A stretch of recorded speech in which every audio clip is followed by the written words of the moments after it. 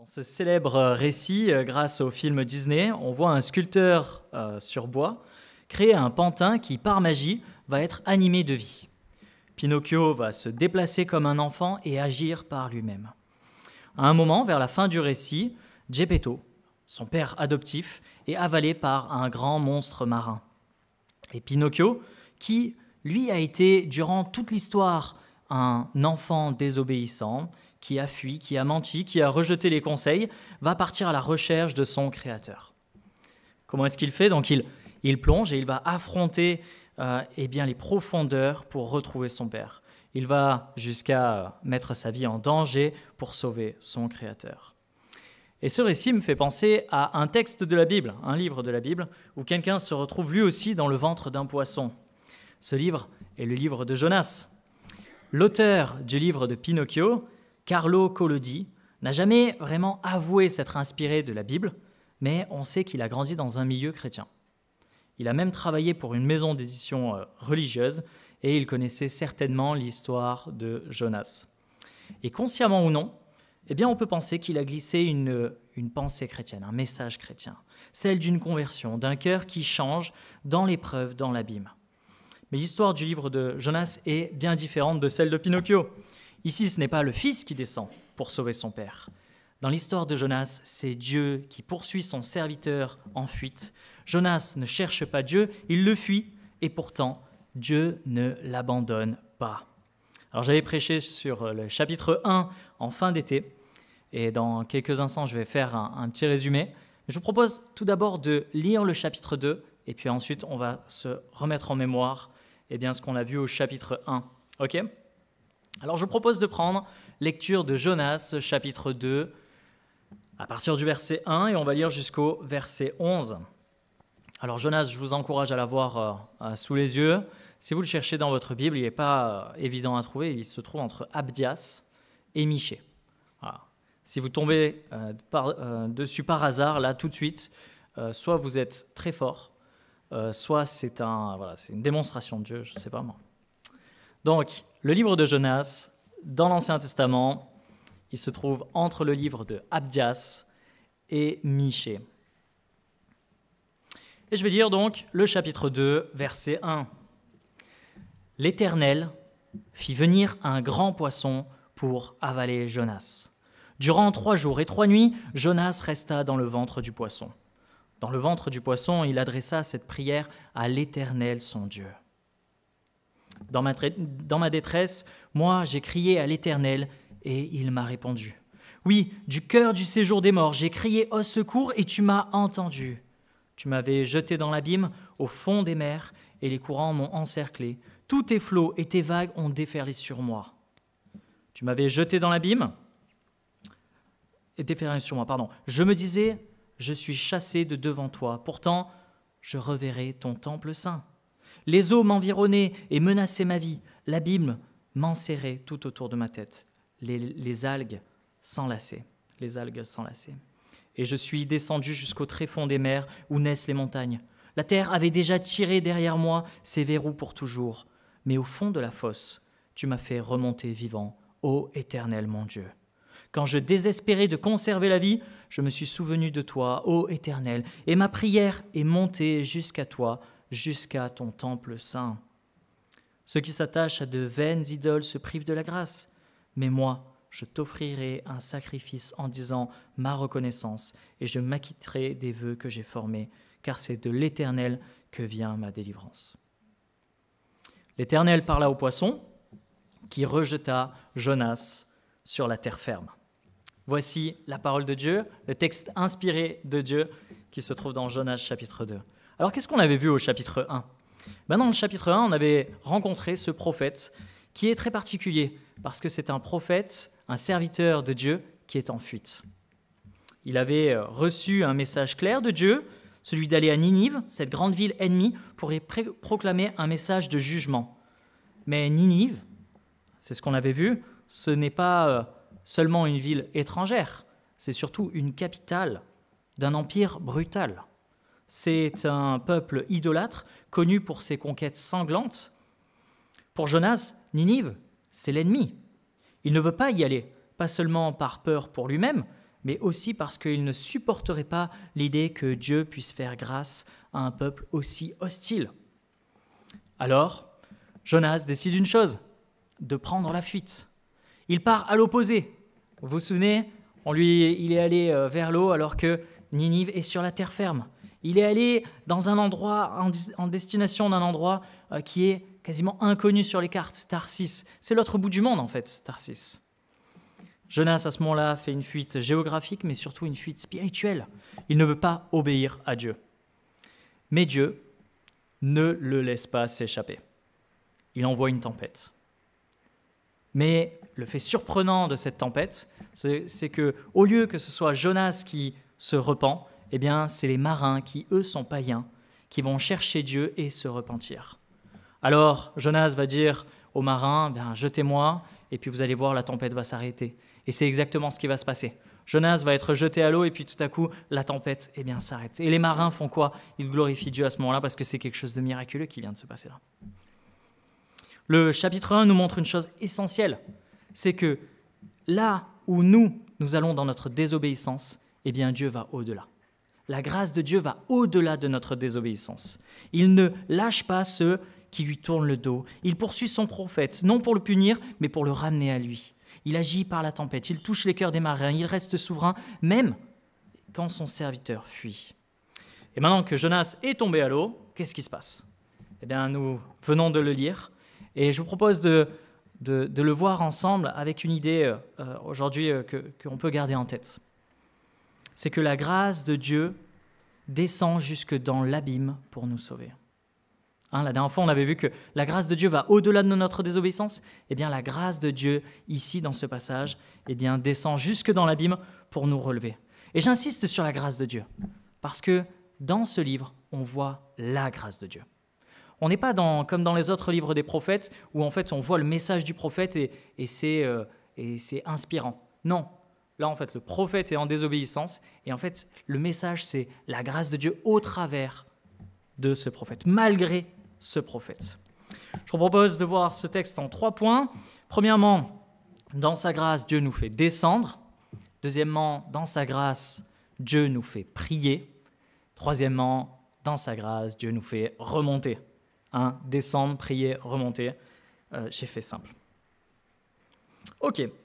Donc là, on voit, verset 1, « L'Éternel fit venir un grand poisson pour avaler Jonas. » Quand on lit pour la première fois ce passage, on se dit inévitablement, mais c'est quoi ce récit? Est-ce que c'est possible? Après tout, je ne sais pas vous, mais moi je crois que la première fois que j'ai entendu parler de Jonas, c'était déjà un peu âgé. Et donc j'avais déjà vu Pinocchio. Et donc la première fois que j'ai entendu parler d'un homme qui se fait avaler par un poisson, c'était Pinocchio. Et je savais que c'était faux Pinocchio, parce que c'est Disney qui l'a fait. Ok? Donc on pourrait se poser la question, est-ce que c'est possible qu'un homme soit avalé? Alors, il y a plusieurs interprétations de ce livre. Il y a certaines personnes qui vont dire que c'est un récit mythique, c'est un mythe, donc ça n'a pas vraiment d'intérêt. Voilà, on peut le mettre de côté.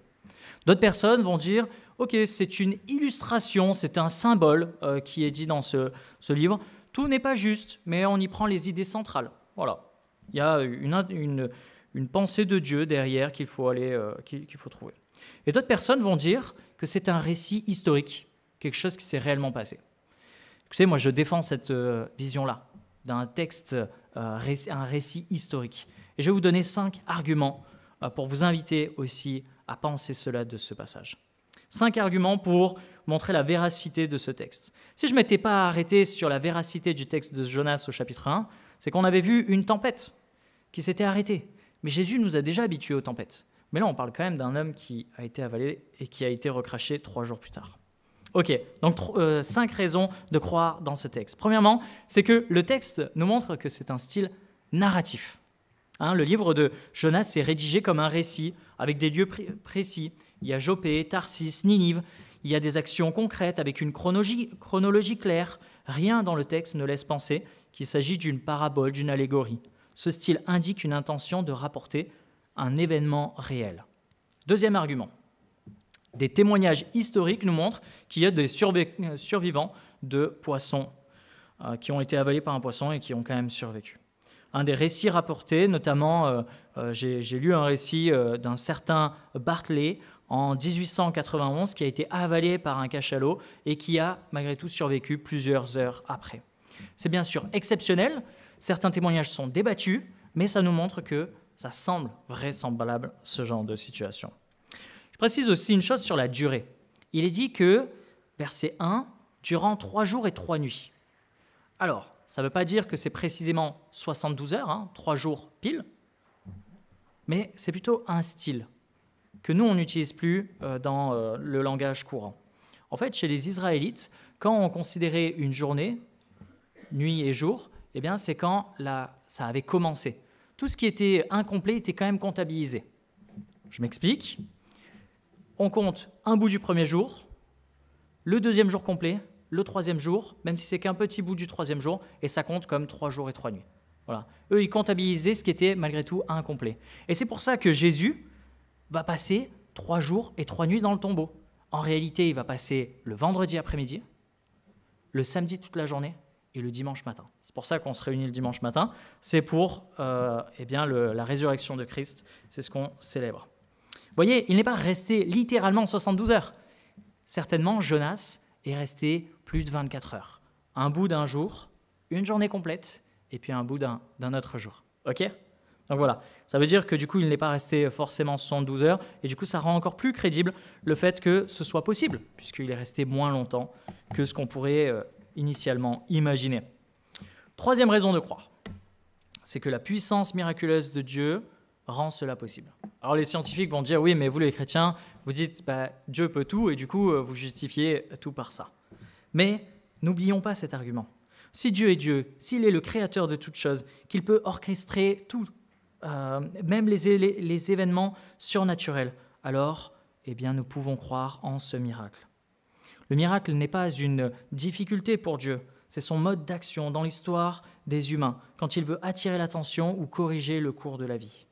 Il y a Jérémie 32, verset 27 qui dit, ou c'est Dieu qui parle, il dit « Voici, je suis l'Éternel, le Dieu de toute chair, y a-t-il rien qui soit étonnant de ma part ?»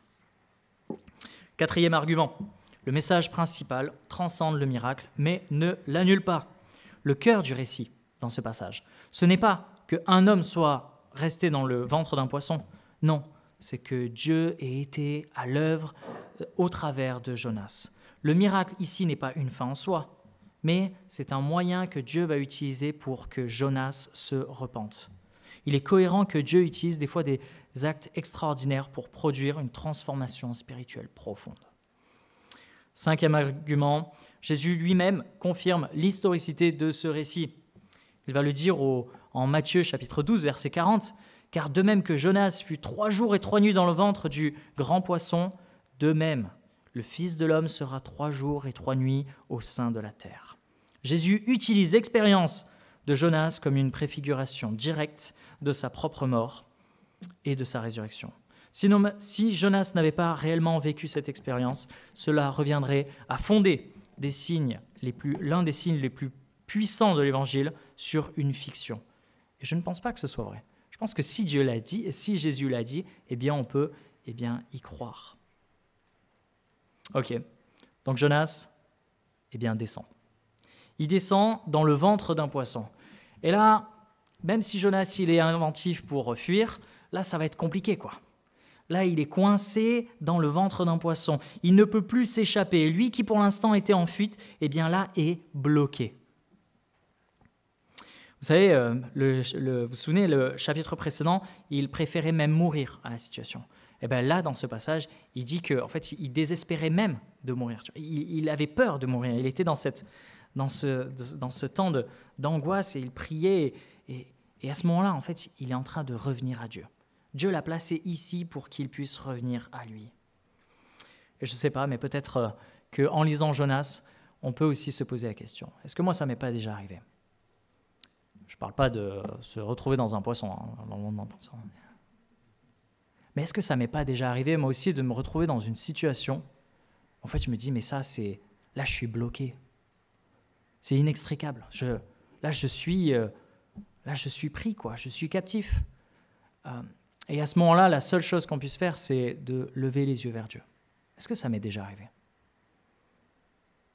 Il y a plusieurs témoignages comme ça de personnes qui se sont tournées vers Dieu à des moments les plus critiques de leur vie. J'ai notamment un témoignage qu'on a écouté récemment, c'est d'une personne qui avait transité de genre. Et au moment de sa transition, après être passé de homme à femme, en fait, cette personne a compris que ce qu'elle cherchait à fuir, eh bien, elle ne pouvait pas le résoudre par la chirurgie. Et c'est dans cette nouvelle identité qu'elle a rencontré Dieu. Vous voyez, il y a des fois, des moments, des situations où on se retrouve enfermé, on se dit « Waouh, en fait, je croyais que c'était ça le problème, mais en fait, j'ai un problème plus profond. » Vous savez, l'apôtre Paul aussi nous montre cet exemple. Il croyait plaire à Dieu en commettant des crimes contre les chrétiens. Qu'est-ce qui va arriver à Paul ? Pendant 3 jours, il va rester aveugle. On a d'autres exemples dans la Bible. Vous savez, il y a Pierre et Judas au moment de la mort de Jésus. Il y a un Pierre qui va renoncer à 3 fois à Jésus. Et en fait, à ce moment-là, le monde de Pierre doit s'effondrer. Quand il entend le coq chanter, il se dit « Mais j'ai tout raté, je suis nul ». Judas a dû se dire la même chose. Quand il a compris le piège par lequel il avait tendu Jésus, à qui il avait tendu Jésus, et qu'il subissait à ce moment-là aussi, à ce moment-là, il s'est dit « Mais j'ai tout fichu en l'air, quoi. Je suis nul, je suis un raté ». Sauf qu'il y en a un qui a bien réagi. Il y a Pierre qui, grâce à Christ, il est revenu à Christ. Et puis il y a Judas, qui lui a été tellement dans le regret qu'il s'est suicidé. Ok, donc là, à ce moment-là, on a un Jonas qui est au fond de l'eau, dans le ventre d'un poisson, et qui va prier. Ok, c'est notre deuxième point. Dans sa grâce, Dieu nous fait prier. En 2019, moi, je finissais mes études et je devais prendre des décisions pour la suite de notre vie avec Mag. Voilà, on avait déjà 2 enfants et puis on était un peu dans un moment de vie un peu particulier où c'était un petit peu plus calme, où il fallait prendre des décisions. Je me souviens que j'avais pris la décision de faire une retraite spirituelle. Une retraite spirituelle, j'étais allé dans une abbaye et j'avais invité un collègue, Stéphane Capitagno, qui est un bon ami à moi, pour un temps de réflexion. Et on s'est retrouvés du côté de Romans-sur-Isère, dans cette petite abbaye où il y avait de la neige. C'était vraiment très sympa. Et en fait, pendant ces temps de retraite spirituelle que je recommande forcément, en fait, tu te retrouves dans une petite chambre, dans une chambre d'abbaye que moi j'avais louée, donc on est seul par chambre.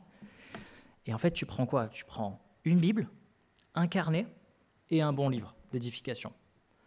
Et tu y passes 1 jour, 2 jours, 3 jours. Nous, on avait passé 3 jours.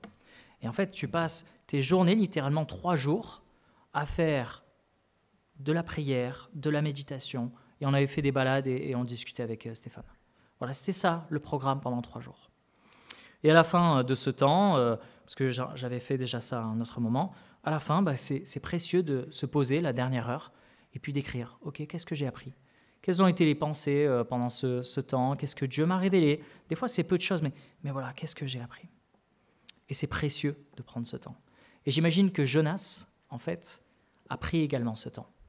Vous savez, il est dit au verset 2, dans le ventre du poisson, il adressa à l'Éternel, cette prière, à l'Éternel son Dieu.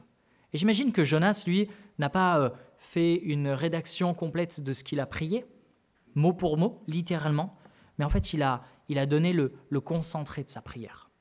Voilà, j'ai passé 3 jours dans le ventre d'un poisson, et après coup, il rédige ce livre et il dit, voilà ce que j'ai prié à Dieu. En fait, ce qu'il nous livre dans cette prière, c'est l'essence de sa prière. Ça n'est pas mot pour mot, c'est l'essence de ce qu'il a prié durant tout ce temps. Les théologiens pensent même que la forme est tellement belle, elle est tellement poétique qu'il y a une forme chiastique. Vous savez, il y a un chiasme, donc il y a une façon ordonnée, poétique de donner cette prière. Et c'est vrai que cette prière est belle. Je vous propose de la relire. On va relire le verset 3 jusqu'à la fin, jusqu'au verset 10. Et je relis donc ce passage. Et concentrons-nous parce que, attention, je vais vous poser une question tout à l'heure. Soyez attentifs. Verset 3, je relis. « Dans ma détresse, moi j'ai crié à l'Éternel et il m'a répondu. Oui, du cœur du séjour des morts, j'ai crié au secours et tu m'as entendu. Tu m'avais jeté dans l'abîme, au fond des mers, et les courants m'ont encerclé, tous tes flots et tes vagues ont déferlé sur moi. Je me disais, je suis chassé de devant toi. Pourtant, je reverrai ton temple saint. Les eaux m'environnaient et menaçaient ma vie, l'abîme m'enserrait tout autour de ma tête, les algues s'enlaçaient. Et je suis descendu jusqu'au tréfonds des mers où naissent les montagnes. La terre, avait déjà tiré derrière moi ses verrous pour toujours. Mais au fond de la fosse, tu m'as fait remonter vivant, ô Éternel mon Dieu. Quand je désespérais de conserver la vie, je me suis souvenu de toi, ô Éternel, et ma prière est montée jusqu'à toi, jusqu'à ton temple saint. Ceux qui s'attachent à de vaines idoles se privent de la grâce. Mais moi, j'offrirai un sacrifice en disant ma reconnaissance, et je m'acquitterai des vœux que j'ai formés, car c'est de l'Éternel que vient ma délivrance. Ok. Donc, comme je disais, c'est une prière qui est poétique. Elle a sans doute été retravaillée. Et à ce moment-là, on voit cette prière et on se dit, elle est belle, elle est bien écrite, mais, je ne sais pas vous, mais je vois, il manque quelque chose dans cette prière. Est-ce que vous sauriez dire qu'est-ce qui manque dans cette prière ? Ah non, monsieur le pasteur, vous avez fait trop d'études. La repentance. Tu allais dire ça. Il manquait ça. Il manque ça dans la prière de Jonas. Il ne dit pas « pardon ». Il ne dit pas « ah ouais, au fait, si je suis là, c'est quand même parce que j'ai fui ce que j'étais censé faire. Ah oui, si je suis là, c'est quand même ma faute. » Non, il ne dit pas ça. Il va être reconnaissant du fait que Dieu prend soin de lui. Tu m'as fait remonter vivant de la fosse. Il confesse avoir été chassé de devant Dieu. Il confesse avoir perdu son espérance, puis s'être souvenu de l'Éternel. Il affirme que Dieu a entendu sa prière, etc. Mais il ne dit pas pardon. Il ne reconnaît pas sa désobéissance. Il est reconnaissant, mais pas encore brisé. Ce n'est pas une repentance complète qu'on voit ici. C'est une prière partielle, incomplète, qui dit beaucoup, mais pas tout. Et pourtant, qu'est-ce qui se passe ? Dieu va quand même l'écouter. Parce que Dieu n'attend pas que nos prières soient absolument parfaites pour agir. Il répond à la détresse, même quand nos mots sont encore maladroits. Il voit un cœur qui commence à tourner vers lui, même timidement, et Dieu fait grâce. Si tu es toi-même chrétien depuis longtemps, tu le sais. Tu te souviens peut-être de tes premières prières et tu savais que ces prières-là n'étaient pas complètement justes, elles n'étaient pas complètement parfaites, elles n'étaient pas complètement équilibrées. Et pourtant, Dieu a répondu parce que Dieu fait grâce. Mais cette prière m'interpelle malgré tout. Ça m'interpelle parce que je vois ma façon de prier. Notre façon à tous de prier, c'est que très souvent, nos prières sont tournées sur nous-mêmes. Je suis descendu, je me suis souvenu, je t'offrirai un sacrifice. On parle souvent à la première personne. Et ça manque d'équilibre. Alors, comment est-ce qu'on pourrait avoir une prière plus équilibrée ? Moi, je vous propose de s'inspirer de la prière du Notre Père, donnée par Jésus. Parce que quand ses disciples vont lui dire « Comment est-ce qu'on fait pour prier ?» Il dit « Voici comment vous devriez faire. » Et il y a 5 axes dans cette prière biblique. Je vous invite à la relire tout à l'heure, ou peut-être que vous l'avez vraiment en tête, c'est quelque chose qui a été appris. Mais il y a 5 axes dans la prière de Jésus au Notre Père. Il y a l'adoration. Il y a l'intercession, il y a une demande personnelle, il y a la reconnaissance et il y a la repentance. Ok ? Alors moi je vous propose 2 moyens pour se souvenir d'une prière équilibrée. Ok ? C'est 2 moyens, je commence par la première, c'est la main. Ok ? Premièrement, c'est le pouce. Le pouce pour la reconnaissance. C'est ce qui est le plus proche du cœur, c'est pour la reconnaissance envers Dieu, remercier Dieu. Ok ? L'index, c'est pour glorifier Dieu. Je lève le doigt pour glorifier Dieu. Le majeur, regardez, en fait, il est un peu au-dessus des autres. C'est celui qui intercède. Il voit un peu plus loin, il intercède sur les autres. Ok ? L'annulaire, c'est le doigt faible. Donc en fait, on va appeler ça plutôt la demande personnelle. Voilà, j'avais un doute. La demande personnelle. Je demande personnellement quelque chose, il est faible. Et le petit, il est humble. C'est la repentance, c'est l'humilité à ce moment-là. OK? Donc, vous avez compris? J'en ai une autre, un acrostiche, si vous voulez. Bon, ça, je ne veux pas être en groupe découverte de la Bible pour les jeunes, mais je vous les donne quand même, ça peut servir. C'est l'acrostiche prière. Prière, le P pour pardon, la repentance.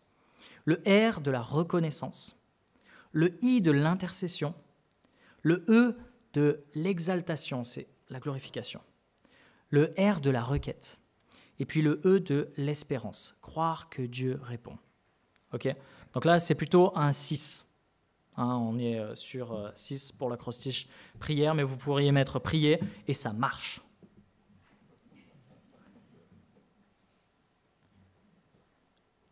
Ok, alors posons-nous la question. Est-ce que nos prières sont équilibrées? Est-ce que je prends le temps de prier Dieu de façon équilibrée? Est-ce que je loue Dieu? Est-ce que j'intercède pour les autres? Est-ce que je confesse mes fautes? Est-ce que je rends grâce? Est-ce que je me contente seulement de parler à Dieu de mes besoins, de mon ressenti, de ma situation? Soyons intentionnels dans la prière. Avoir une prière profonde, c'est une prière qui nous restaure dans notre relation avec Dieu, qui élargit notre vision et qui nous fait comprendre que Dieu opère en nous un changement qui est nécessaire, une sanctification. Je propose de passer au troisième point. Dieu nous fait remonter. Dieu, dans sa grâce, nous fait remonter. Ok, le dernier verset du chapitre 2, c'est celui-ci, verset 11. « L'Éternel parla au poisson qui rejeta Jonas sur la terre ferme. » Ok, donc Jonas, littéralement, va remonter de la profondeur des abysses, il va remonter jusqu'à la terre ferme. Et à ce moment-là, on voit une remontée physique, mais on voit aussi une remontée spirituelle. En tout cas, c'est ce qu'on espère. Jonas a appris des choses, et puis là, Dieu le replace sur la terre ferme. Et c'est comme ce qu'on pourrait dire à un enfant qu'on replace sur ses jambes. On peut lui dire, c'est reparti. Allez, vas-y, on y retourne. Mais qu'est-ce que Jonas a appris? Écoutez, je vous propose qu'il a appris certainement 2 choses qu'il dit dans sa prière et que pour l'instant, je n'ai pas pu se relever. Le verset 9, il va apprendre une chose. Je le relis. Ceux qui s'attachent à de vaines idoles se privent de la grâce. Ça, c'est un enseignement qui semble nous donner. Ceux qui s'attachent à de vaines idoles se privent de la grâce. Alors, qu'est-ce qu'une idole? Eh bien, bibliquement, on va dire, une idole, c'est tout ce qui prend la place de Dieu. Pour certains, une idole, ça représente un faux Dieu, une statue de bois, une statue en pierre. Et c'est ce qu'on peut imaginer pour les Ninivites, pour les marins aussi, à cette époque. Mais on ne sait pas du coup si Jonas parle des autres à ce moment-là ou de lui-même. Une idole aussi, ça peut être une fausse pensée, une idée erronée, une envie, un désir, une passion, bref, quelque chose qui compte plus à ce moment-là que Dieu. L'idole de Jonas, c'était peut-être son orgueil en tant que prophète. Celui de refuser que Dieu accorde la miséricorde, parce qu'il avait plus l'idole de la nationalité, du nationalisme israélite que le salut des nations. À ce moment-là, eh bien, certainement, Jonas aussi était idole du fait que le message qu'il allait annoncer aux Ninivites, si finalement ça allait pas s'accomplir, eh ben, ça veut dire qu'il aurait été comme un faux prophète, puisque ce qu'il a annoncé aurait été faux. Donc, certainement, à ce moment-là, Jonas comprend qu'il y avait de l'idolâtrie dans son cœur, et il est en train de dire « Je me suis privé de la grâce parce que j'ai été idolâtre, parce que j'ai mis quelque chose à un niveau plus élevé que Dieu. » Ok, s'il a compris ça, c'est génial. Deuxième chose que Jonas semble comprendre, c'est le verset 10, la fin du verset 10, qui dit « Car c'est de l'Éternel que vient la délivrance ». Ça, c'est en version Summer, et en version Colombe, il est dit « Le salut appartient à l'Éternel ». Donc, c'est pour ça que je précise la version Colombe, parce qu'on parle du salut, pas seulement de la délivrance physique du poisson, mais vraiment le salut, le fait d'être sauvé. Et cette phrase-là résume peut-être l'ensemble du livre. Le salut, le fait d'être sauvé ne vient pas d'autre chose que par Dieu. Le salut ne vient pas du mérite, il ne vient pas de l'origine, juive ou non, Il ne vient pas du statut spirituel, mais il vient de Dieu et de Dieu seul. Ce n'est pas Jonas qui décide qui mérite de la grâce de Dieu. Ce n'est pas à lui de fermer la porte aux Ninivites. Et à ce moment-là, il commence à comprendre. En tout cas, il commence à le comprendre intellectuellement. Le salut, c'est pas Jonas qui l'a, c'est Dieu. Ok ? Mais parfois, vous savez ce que c'est, on a une compréhension intellectuelle de quelque chose, et après, est-ce qu'on va vivre en fonction de cette chose-là ? Et c'est ce qu'on va voir dans le chapitre 3. Jonas va repartir. Effectivement, là, il est debout. Qu'est-ce qu'il va faire de tout ça ? Qu'est-ce qu'il va faire de cet enseignement ? Eh bien, teaser pour le chapitre 3. Mais je vous propose, avant d'arriver à la conclusion, de faire un parallèle avec Christ dans cette histoire. Ok ? Dans ce passage, dans ce chapitre, on voit Jonas, qui est une image imparfaite, mais qui reste une image de Christ. Christ, comme je l'ai dit tout à l'heure, au chapitre 12 de Matthieu, va s'identifier à Jonas. Il va dire « Car de même que Jonas fut 3 jours et 3 nuits dans le ventre du grand poisson, de même, le Fils de l'homme sera 3 jours et 3 nuits dans le cœur de la terre. Comme Jonas, Jésus est descendu dans l'abîme. Mais là où Jonas descendait à cause de sa désobéissance, Jésus est descendu par son obéissance parfaite. Jonas fuyait la mission de Dieu, alors que Jésus accomplissait pleinement la volonté de Dieu. Il va dire « Me voici, je viens pour faire ta volonté, ô Dieu ». Jonas a été jeté dans la mer à cause de sa faute. Jésus a été livré à la mort à cause de nos fautes. Jonas a été sauvé du ventre du poisson, une délivrance personnelle. Mais Jésus, lui, n'a pas été épargné de la mort. Il l'a traversé entièrement pour nous délivrer. Jonas est remonté à la vie pour reprendre sa mission. Jésus est ressuscité pour nous offrir le salut éternel. Ce parallèle nous montre que le vrai prophète, le prophète parfait, c'est Jésus. Celui qui est descendu plus bas que Jonas, non pas pour fuir Dieu, mais pour nous ramener à lui. Alors, mes amis, si tu te reconnais comme Jonas aujourd'hui, si tu es fatigué de fuir, si tu te sens seul, si tu t'es éloigné, si tu es tombé plus bas que ce que tu ne pensais tomber, eh bien, sache que Dieu n'en a pas terminé avec toi. Il t'attend, il t'appelle. Et ce n'est pas cet appel-là. Enfin, peut-être.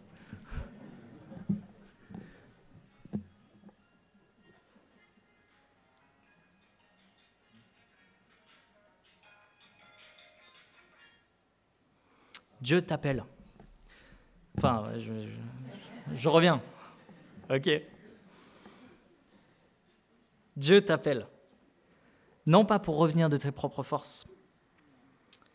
Non pas parce que toi tu es capable de te lever et sortir. Non.